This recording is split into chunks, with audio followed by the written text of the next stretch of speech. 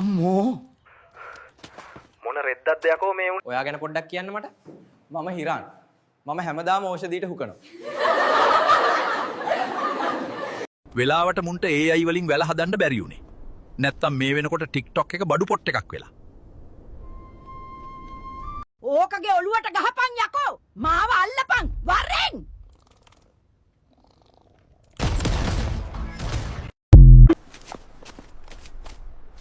මේකේ පළු දෙකට මගේ වල්ල අහු වෙලා තියෙන්නේ.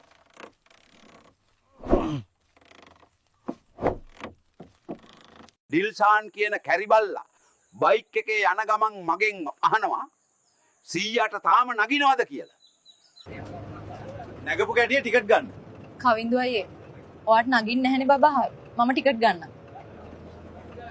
අන්න ආයෙත් අංජන කොළුව කෙසෙල් ගස් හිල් කරන්න පටන් අරන්. ඕකගෙන් කොල්ල පරිස්සම් කරන්න තියෙන අමාරුවක්. තරුෂ බල්ලෝ මේ ළමයව බාරගනින් ඇන්ටිලා ටෝක් කරා නම් දැන් මාව බැඳපන් මිනිහෝ. මගේ නම පාල විශරද ගහලම සව්කොල රෝල රට ඉදි සීනි තමයි දැන් ඕන මගේ බඩු සෙට් වෙන්න එක සම්බෝල ශාම් පුතා මොන ගංකබරෙද්ද හුත්තු අපේ ඉනෝ කක්ක එක්ක. කුණු ගොඩේ මැස්ස මං තේරුම් ගත්තේ පස්සේ මං ඒත් මම පණ පිටින් සදමාලි. මේ කැරි නවිදු කොල්ලා අදත් මගේ 500 කෑල්ල උස්සලානේ.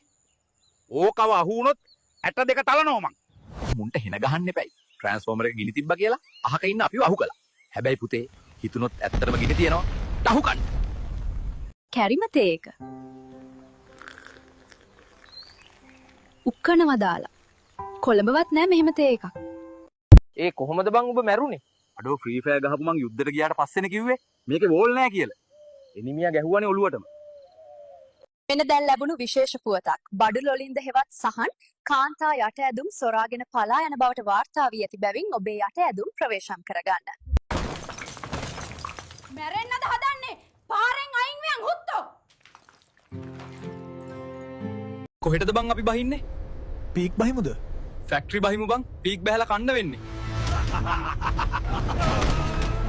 ඊයේ ඉසාර පකය මගෙන් අහනවා ආච්චිගේ පුක සුදුද කියලා. ඇයි උඹ මගේ පුක සුදු කරන්නද? ඔයාලා දන්නවද?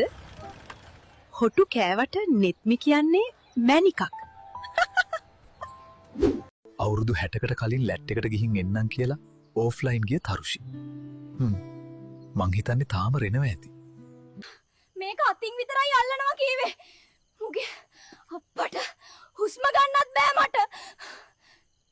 කෙනෙක් මට කිව්වා මන්තරයක් කිව්ව හැටියේ ගහන්න එන වල්ලලි දුවනවා කියලා. අලන්තර කයිෆා පාර රබ්බුක බිහස් සහ බිෆ්ෆිලු.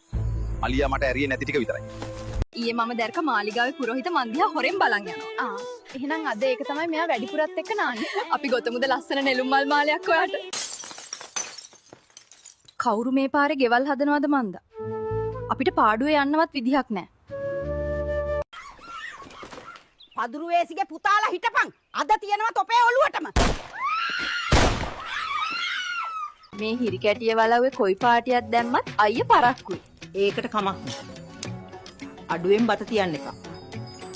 මේ පිස්සු යක්කු පාරවල් මැද ගෙවල් හදලා තියන්නේ ඒක මගේ වරදක් නෙවෙයි. මේ මිනිස්සුන්ගේ මොලේ හොඳ නැද්ද? බීඩිය ගහපු ගමන් බොක සෙට් වුණා. කතා කරගන්නවත් බෑ. මම මේ වගේ වැඩ කරන කෙල්ලෙක් නෙමෙයි. ලහිරු කියන තිරිසනා තමයි මේ හැම දෙයකටම හේතුව.